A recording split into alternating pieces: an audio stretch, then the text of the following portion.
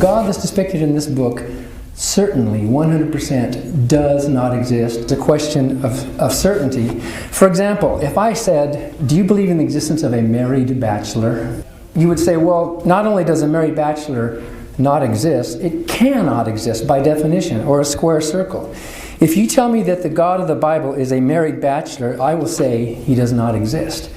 And that's how we can know that there are mutually incompatible properties and characteristics of the God that's in this book that rule out the possibility of his existence. For example, in Malachi 3:6, God said, I am the Lord, I change not. And yet all through the Bible we see God changing his mind. In Ezekiel 32:14, the Lord repented of the evil which he thought to do unto his people. He does not exist. It's like a married bachelor.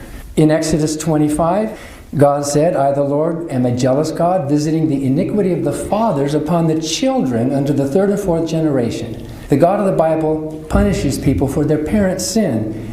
However, in Ezekiel 18:20, the son shall not bear the iniquity of the father. In Deuteronomy 24:16, neither shall the children be put to death for the fathers. Every man shall be put to death for his own sin. The God of the Bible punishes children for their parents' sin. The God of the Bible does not punish children for their parents' sin. He does not exist. In Psalm 145:9, the Lord is good to all. Deuteronomy 32, he's a God of truth and without iniquity. However, Isaiah 45:7, God said, I make peace and create evil. Bara ra in the Hebrew. I, the Lord, do all these things. Lamentations 3, out of the mouth of the Most High proceedeth not evil and good. Jeremiah 18, thus saith the Lord, behold, I frame evil against you.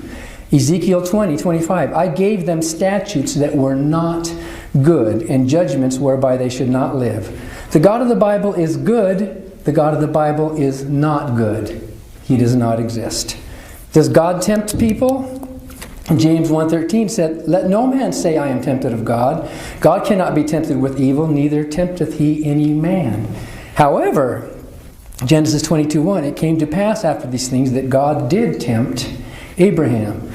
God does not tempt people. God does tempt people. He does not exist.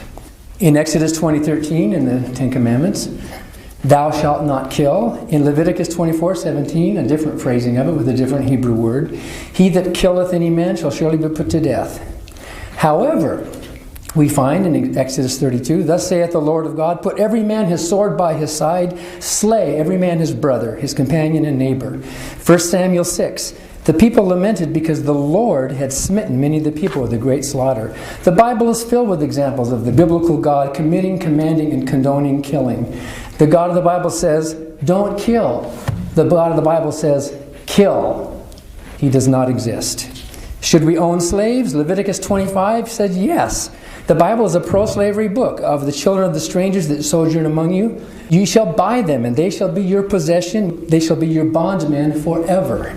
You find all sorts of pro-slavery books in the Bible. You can sell your sons and daughters into the hand of the children, and so on. Even Jesus said that some slaves you ought not to beat as hard as other slaves. He was that compassionate.